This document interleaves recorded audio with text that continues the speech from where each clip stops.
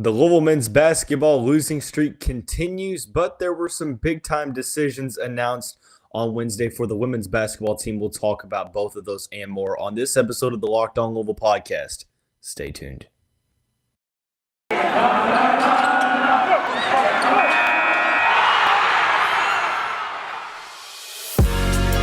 are Locked On Louisville, your daily podcast on the Louisville Cardinals. Part of the Locked On Podcast Network, your team every day.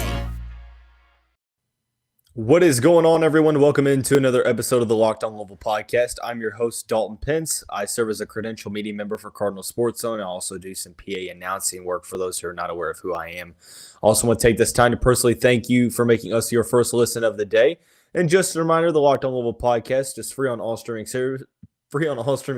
Including YouTube. There's a new YouTube page. We'll talk about that at the end of the show, so be sure to subscribe to that new channel. And, this is your team for your team 5 days a week. Talking about the basketball landscape today, the men's basketball team continued their losing streak with a 70-63 defeat at the hands of the Miami Hurricanes. However, there was some good news for the women's basketball team. Mykasa and Alana Smith announcing that they were coming back for next season. And we'll also preview the matchup with the number 24 ranked North Carolina Tar Heels. Starting out, we're going to talk about the uninspiring performance from Wednesday evening. The men's basketball team lost to the Miami Hurricanes 70-63, the program's first 7-game losing streak since 1941. Obviously, very, very tough to digest. Seemingly, it seems that the old saying of, when it rains, it pours is really kind of the epitome of what we're seeing from this team this season. First half, they went down by double digits pretty much, quite early, and then were able to, fight back and get it to a 10-point deficit at the end of the first half. Louisville, I believe, got it to, I want to say it was like 5 points at one, or 3 points at one point.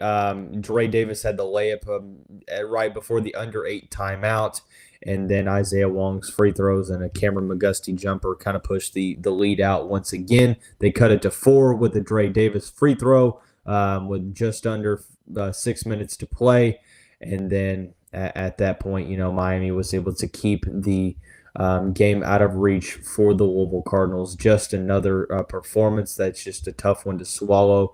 It's sad because, El Ellis said after the game, he said, we're really trying everything we can. I want to read a couple of quotes from Mike Pegues from after the game in the postgame press conference, courtesy of WDRB's Eric Crawford.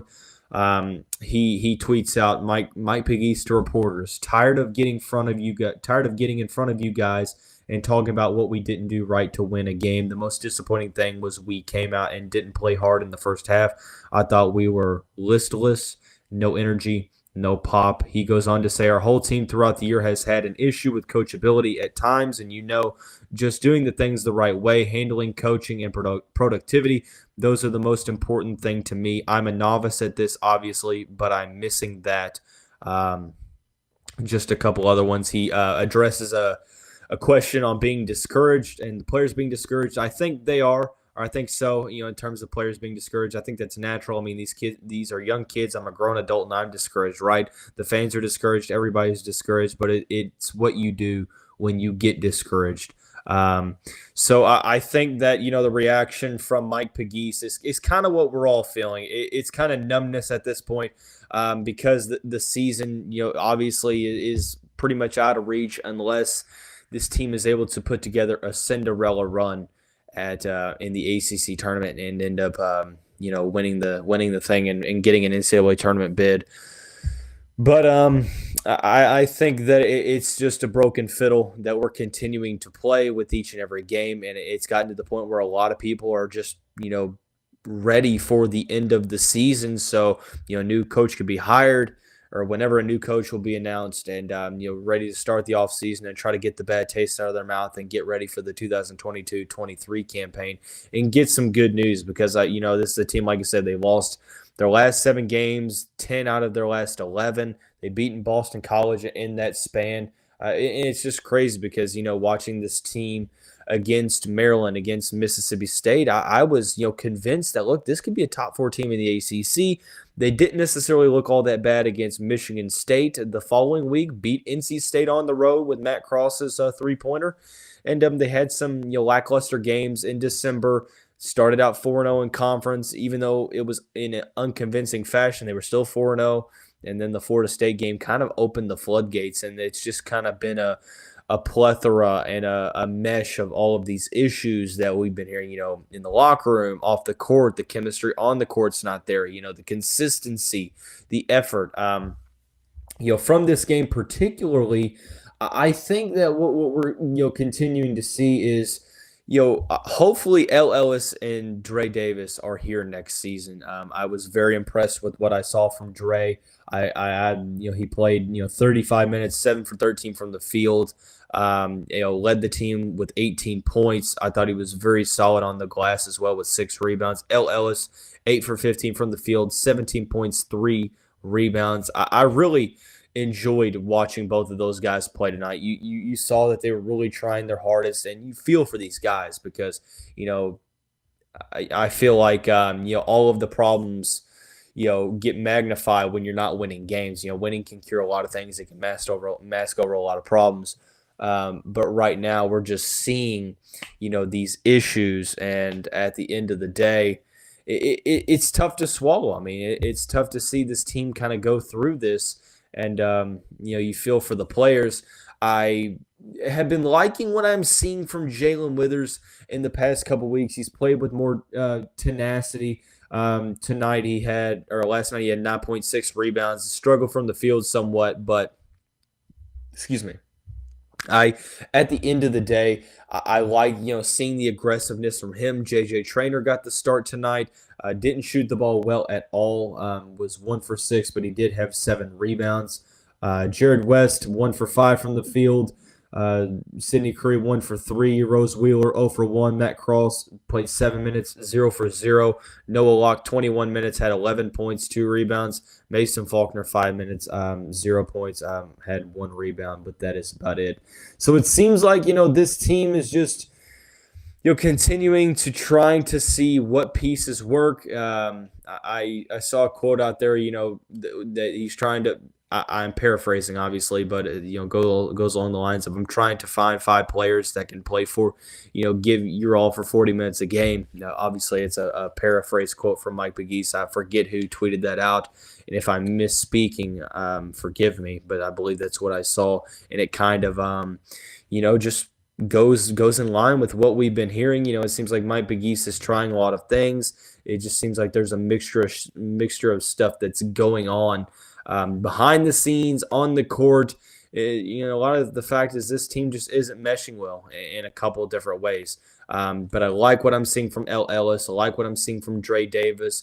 Even if his shot's not falling, love what I'm seeing from Jae'Lyn Withers. Sidney Curry, is giving 110% in games, so on and so forth. So hopefully we can, try to get back in the win column. Against Clemson, we'll obviously break that game down as when the beginning of next week rolls around. So, hopefully we can stop the bleeding and get back in the win column.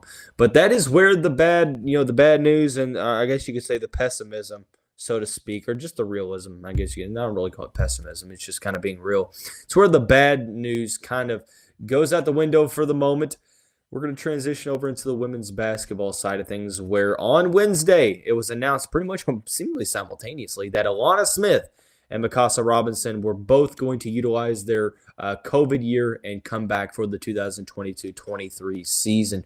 We'll talk about what that means for the team next year here in just a second after we talk about our friends at BetOnline. Look, football might be over with for the season, but obviously basketball is in full steam for both pro and college hoops. From all the latest odds, totals, player performance props to where the next fire coach is going to land, BetOnline.net is the number one spot for all of your sports betting needs. BetOnline remains the best spot for all of your sports scores, podcasts, and news. And it's not just basketball. It's your source for hockey, boxing, UFC, odds, right to the Olympic coverage and information. Head to the website or use your mobile device to learn more about the trends in action.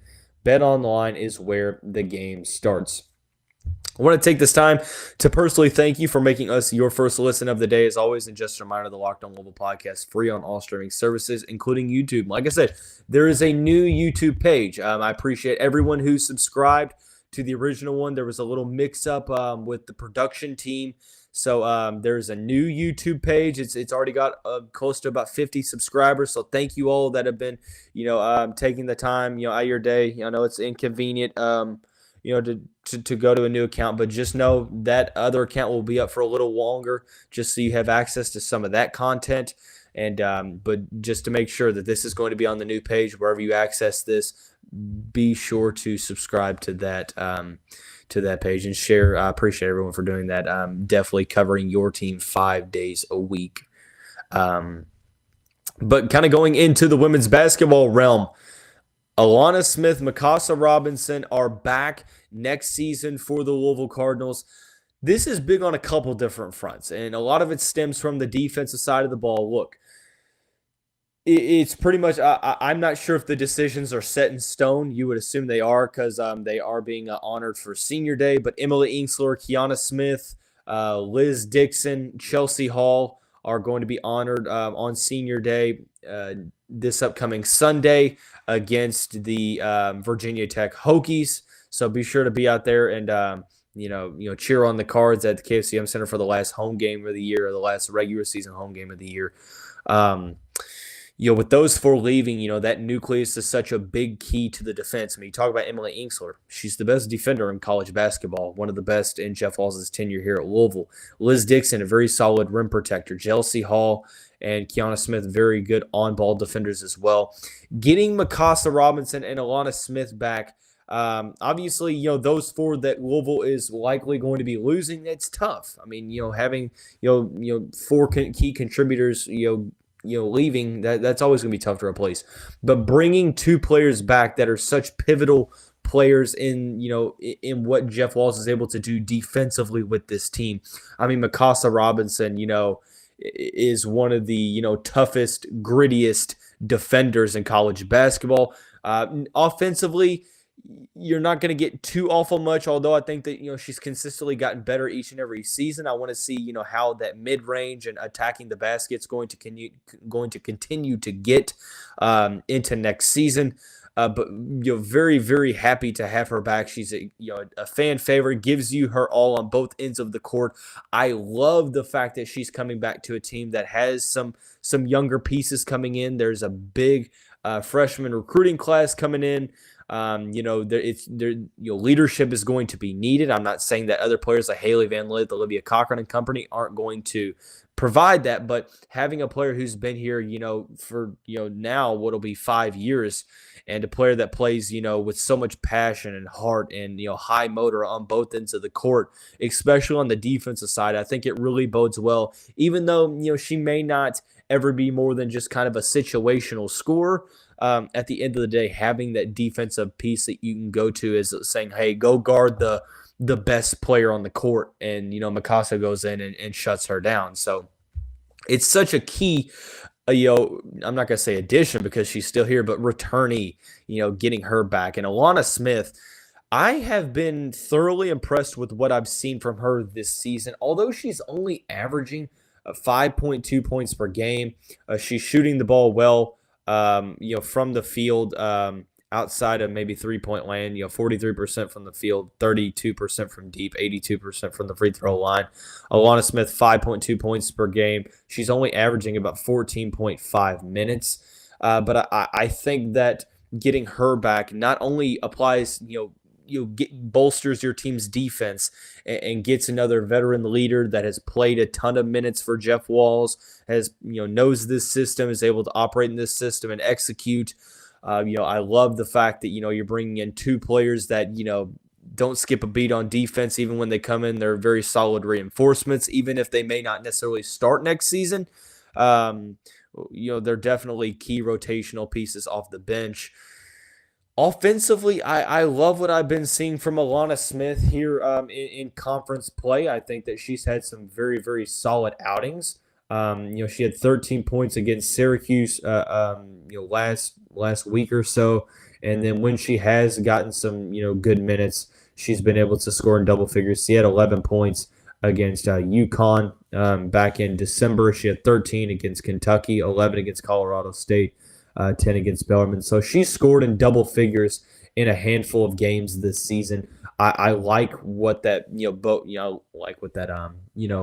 forecasts for Louisville next season, because there's going to be a lot of uncertainties. Yes, Haley Van Lith is continuing to look better and better in terms of being maybe an alpha scorer.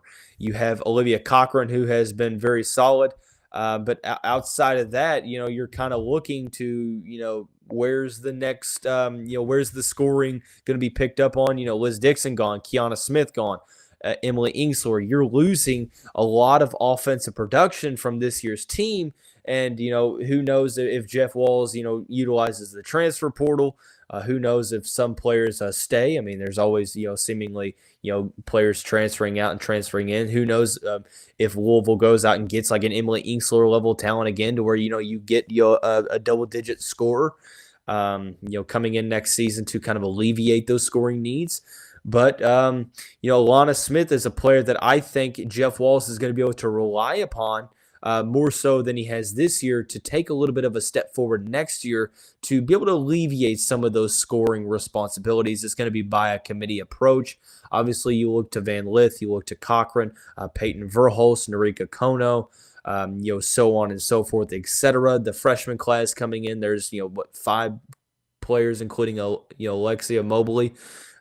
So having Smith come back, just having a veteran presence like her and Mykasa Robinson bodes well, not only for the leadership on and off the court, but also, the team's defense. And just, you get key players back that have won a lot of ball games here at Louisville. And you just can't understate how pivotal that success is, and how pivotal that experience is for a team that's going to be pretty young at some positions next year. So it's interesting, moving forward into the final segment of the show. If you're listening to this audio only on any of the streaming platforms, you're going to now hear a couple message from our sponsors. If you're watching via video, you won't get that luxury to hear about some of our sponsors, but be sure to check out BetOnline and some of the others in the past week. Moving into the final segment, the Cardinals back in action. Jeff Walz's team travels to Chapel Hill tonight to take on the 24th ranked North Carolina Tar Heels. That is a 6 o'clock tip-off with the Tar Heels. Just kind of looking at what the team has done this season. They're 19-5, 6th in the conference. They've struggled at times. They got blown out to NC State earlier in the season. Notre Dame was a 5-point loss up in South Bend. They got beat by almost 20 points down in Atlanta at Georgia Tech. Lost by 8 points hosting NC State just a couple weeks ago. And their most recent game was a 5-point loss to the Virginia Tech Hokies on the road in down in the state of Virginia. The Hokies are now ranked, but So far this season, they've had some up and down moments. 19-5. Looking at some players to watch. Deja Kelly, obviously probably the number one on the list. She's leading the team with 15.9 points per game. Shoots the ball well from 3. Not necessarily a good shooter from the field. Alyssa Ustby is the one I want to focus on. 13.1 points per game. She leads the team with 8.6 rebounds. Being a guard, just being, 6'1", kind of, gives you Emily Ingsler vibes, and not necessarily being a true post player, but, she moves very well without the ball, attacks the glass very hard, averaging 1.8 steals per game, 0.8 blocks, shooting the ball over 30% from 3, over 45% from the field. I think she's the main one to watch for here in terms of the Louisville defense and what they need to do on that on that side of the ball. So ultimately, they're a team that doesn't necessarily shoot the ball great, just under 30 or just under 33% from the field. They're averaging about 43.8 rebounds per game. Here is a little preview synopsis from Data. I think it's called Data Scribe about the game. It starts with North Carolina. North Carolina heads into the matchup averaging just under 75 per game. Louisville obviously only allowing 53.9. North Carolina is just giving up 54. So defensively, you're getting some of that same intensity that you get from the Cardinals. North Carolina is a very good defensive team. They're very kind of similar in terms of statistical averages. Louisville averages 72.8, North Carolina 74.4. A couple tidbits: the Tar Heels are outshooting their opponents from the field this season. They're averaging just under 41% from the field per game, while their opponents are just under 34. When North Carolina outshoots its season average of 40.8%, the Tar Heels are 11-0 on this season. So keep in mind, Louisville's defense is going to have to, force North Carolina into some tough shots. On the other hand, in this season, the Cardinals are averaging assist to turnover ratio of 16.4 to 14.5. When Louisville has a better assist to turnover ratio than its season mark of 1.13, the Cardinals are 11-0. So the keys to the game, I think it's kind of spelled out. For Louisville, it's don't necessarily turn the ball over while also utilizing good defense. I think that's kind of the main thing here, is that Louisville has been pretty successful in forcing its opponents to turn the ball over, be careless with the basketball, but on the other end of the spectrum, they're struggling to truly take advantage of it in 40 minutes of gameplay, considering the fact that they're turning the ball over a ton as well. When they, statistically speaking, they are very good this year, almost perfect. Well, they are perfect when they have an assist to turnover ratio over 1.13. Some player to watch for Louisville, I'm going to continue to go with Jae'Lyn Van Lith. I think if she continues to reach these new offensive heights that we're seeing from her this season, the team's dynamic, the team's trajectory, you have like a different level that this offense can go to. The Louisville offense has pretty much kind of exploded over the past 5 to 6 games. That's kind of been a by committee thing, a lot of post-production. My nose is itching, I apologize. Emily Ingsler's been key. Alana Smith was big last time around against Notre Dame. Jae'Lyn Van Lith has been very, very consistent. So one of the things to look for, I think, in a game where it could get kind of ugly because both teams are defensive-oriented squads, I think that Jae'Lyn Van Lith having a solid game, could be the deciding factor here for Louisville. Ultimately, I think that Louisville wins this game. North Carolina, defensively, they're solid. They have, a ton of standouts on this team. I think at the end of the day, the Cardinals are playing very well. Coming off of that loss against, NC State, they've responded extremely well, kind of gotten back in the groove of things. They're looking good offensively. Defensively, they, struggled for a couple of games, but got back into the groove against a good Notre Dame team, forced them to shoot the ball very poorly from behind the arc, 2 of 22 to be exact from three-point land this Sunday on Super Bowl Sunday. I think that this is going to be a game to where it wouldn't surprise me if it's close, but I do think that Louisville wins by about 10 points. That's no disrespect to North Carolina. I think that that's just more of an indication of how Louisville is playing. So ultimately, I am, confident in the Cards here in this one. It could be one of those to where it's very close in the first half, very close at halftime, and then Louisville does what they do, have a good third quarter, have a good fourth quarter, and ultimately end up, getting a comfortable win down in Chapel Hill. So we'll talk about this matchup on tomorrow's episode and the results. Also on tomorrow's episode, I want to get into a little bit of a baseball preview, the way we did softball last week, and we'll also break down 2 more possible head coaching candidates in Oregon's Dana Altman and Illinois' Brad Underwood. So today's episode talked about the men's basketball loss to the Miami Hurricanes, 70-63 at the Yum Center on Wednesday night. Discussed the importance and significance of having Mykasa Robinson and Alana Smith coming back for next season for the women's basketball team. Also previewed the matchup with the 24th ranked North Carolina Tar Heels for tonight. So like I mentioned, new YouTube page. Be sure to go subscribe to that. I definitely appreciate it. I want to give a couple quick shout outs. The Cardinal Sports Zone podcast, the most recent episode dropped on Sunday. Check that out at cardinalsportszone.com.